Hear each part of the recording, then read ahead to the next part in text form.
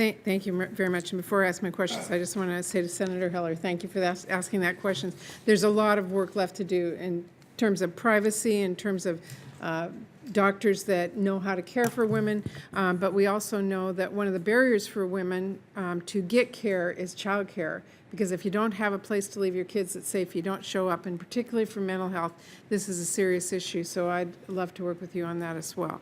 Mr. Secretary, thank you again for being here. I want to start with talking about the fact that the IG found several cases in which veterans faced delays in care or substantial care and subsequently took their own lives.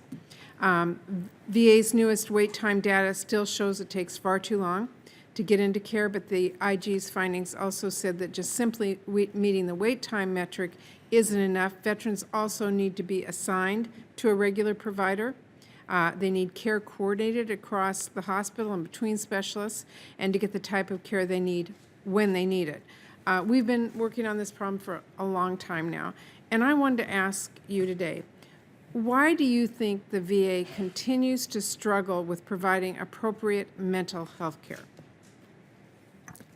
Well, Senator Murray, I think mental health care is a problem in the United States, and I think it's a problem in the VA. And one of the things that excites me about this job is that many of the things we see at the VA is we're kind of the pathfinder for the country, whether it's, for example, the use of the barcode for in a hospital to make sure somebody gets good care.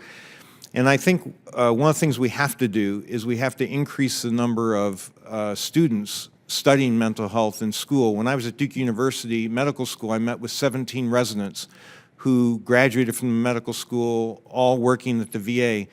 Only one was a psychiatrist. And I asked the question, why are young people not going into psychiatry and mental health? Because it's an area that we're learning a lot more about today than we knew in the past. My father-in-law, who was a prisoner of war in World War II, he was a B-24 tail gunner. He was shot down over Germany, over Austria. He walked across Germany. I'm sure he had post-traumatic stress, but we didn't know what to call it. Right. And he never wanted to talk about it until he joined a VA group of POWs who felt comfortable talking about it. And what they told me was the biggest issue is that insurance reimbursements for mental health are far below the cost. And so somehow we've got to get a handle on what's going on in this area and find ways to encourage people to go to school in mental health. In all of my recruiting speeches so far, I've talked about the importance of mental health, and I'm trying to encourage young people to get into the discipline. I really think it's a national problem, but VA's on the cutting edge of it. We'll continue work on that because that to me is a serious issue. You're right, it's a country issue. But our veterans are at the front of this line. Absolutely. And we have got to make sure we've got the providers, but we also have the understanding across the VA and across the culture of the VA to really watch for this.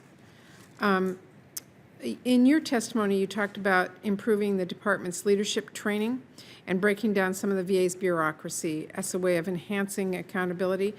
That needs to happen at all levels, and I liked your little chart, the veterans are at the top. But there's a lot of people between you and them. We need to make That's why I gave out my cell phone number. Well, we need to look at everything from training new clinic managers to oversight and effective intervention by medical centers and network leaders.